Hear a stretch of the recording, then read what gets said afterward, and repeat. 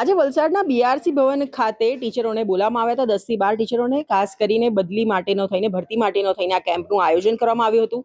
સવારના 9 વાગ્યાથી શિક્ષકો આવીને અહીંયા ઊભા છે, પરંતુ કયા કારણોસર આ કેમ્પને કેન્સલ કરવામાં આવ્યો, હજી અત્યારે જ્યારે અમે ન્યૂઝ બનાવી રહ્યા છે ત્યારે લગભગ 1 વાગ્યાની આસપાસનો આ સમય છે અને હજુ સુધી આ કેમ્પ અંગે કોઈ પણ પ્રકારનું ડિસિઝન લેવામાં ના આવ્યું અને એટ ધી એન્ડ આ કેમ્પને કેન્સલ કરવામાં આવ્યો છે તેવું કહેવાનું છે. અહીંયા જે મોજૂદ છે કેટલાક ટીચરો જે આવેલા છે તેઓની સાથે વાત કરી કે શું કહેવું છે તેમનું.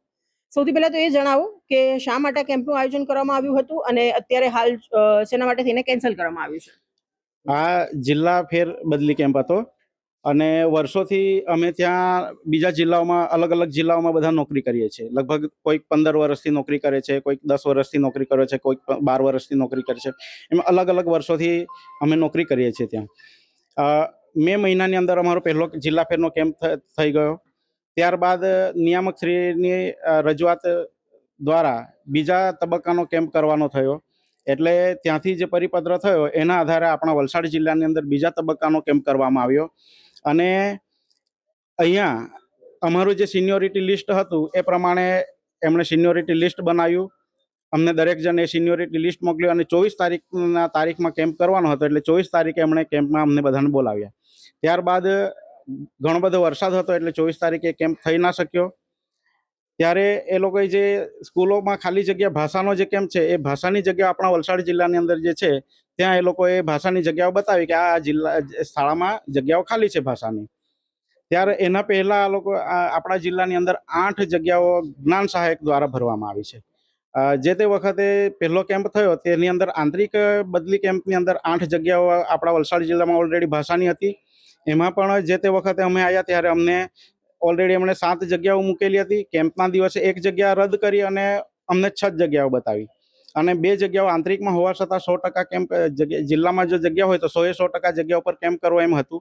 તો એ વખતે પણ 2 જગ્યાઓમાં કેમ્પ એમણે કેમ્પમાં કર્યો, 2 જગ્યાઓ બતાવી નહીં. ત્યારબાદ નિયામક શ્રીના પરિપત્ર મુજબ એમ હતું કે પ્રકરણ 1 જે વખતે બદલી કેમ્પ થાય એના પહેલી તારીખે જે પણ જિલ્લાની અંદર જગ્યાઓ હોય એ જગ્યા ઉપર કેમ્પ કરવો એવી સૂચના સ્પષ્ટ મળેલી હતી.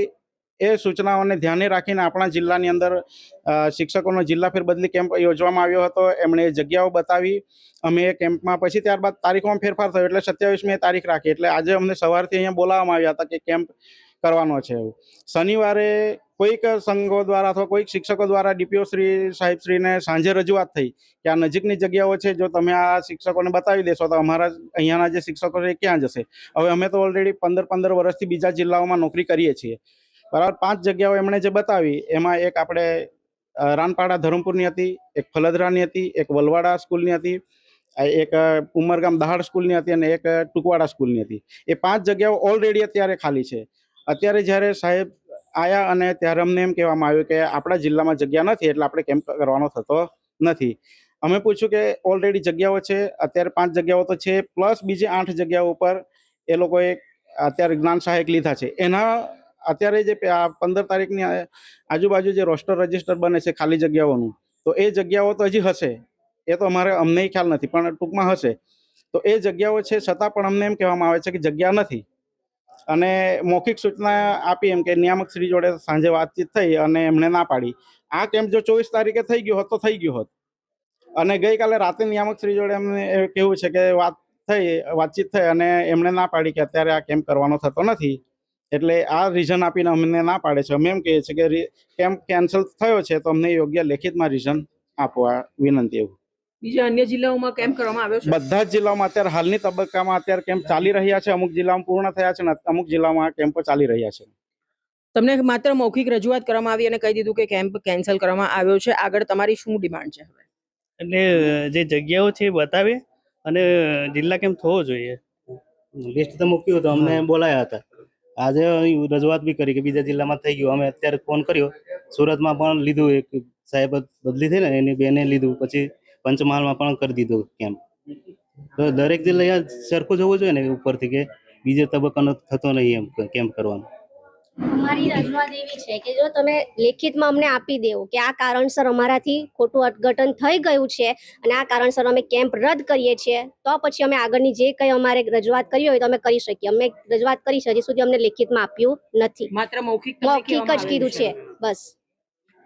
તો અહીંયા જે શિક્ષકો ઉપલબ્ધ છે તેવું કેવું છે કે મૌખિક રીતે જે તેઓને કહેવામાં આવ્યું કે જે ખાલી જગ્યાઓ હતી તે હવે નથી, તો કેમ્પ કરવાનું કોઈ જરૂરિયાત રહેતું નથી. ત્યારે અહીંના શિક્ષકોનું એવું કેવું છે કે જે કાંઈ પણ જે પ્રોબ્લેમ છે કે જે કાંઈ પણ રીઝન છે તે તેઓને લેખિતમાં આપવામાં આવે. હવે આગળ જોવાનું રહ્યું કે આ અંગે શું પગલાં લેવામાં આવશે. આજે જે ભરતીને લઈને કેમ્પ જે યોજવામાં આવ્યો હતો, તો શિક્ષકોની ક્યાંક એવી ડિમાન્ડ છે કે જે કેમ્પ કેન્સલ કરવામાં આવ્યો તો તેમને માત્ર મૌખિક રજૂઆત કરવામાં આવી છે, પરંતુ તેઓનું કેવું છે કે લેખિતમાં અમને રજૂઆત કરવામાં આવે. આ અંગે શું જી કહેશો? જી જી અમે અત્યારે આખી કમિટી, અમારા શિક્ષણ સમિતિના ચેરમેન શ્રી પણ અત્યારે ઉપલબ્ધ છે, બંને સંઘના મિત્રો પણ છે.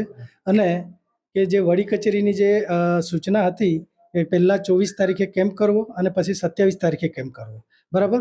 અને પછી અમને આગલા દિવસે જ્યારે એવું ટેલિફોનિક સૂચના આપવામાં આવે છે કે જે પ્રથમ તબક્કાની જો જગ્યાઓ ખાલી રહેતી હશે તો જ તમારે આ કેમ્પ કરવાનો થાય છે. એટલે આપણો પ્રથમ તબક્કો 8/5/2026 થઈ ગયેલો અને તે વખતે આપણી 6 જગ્યાઓ હતી, તેમાં 3 અગ્રતા અને 3 એકતરફી.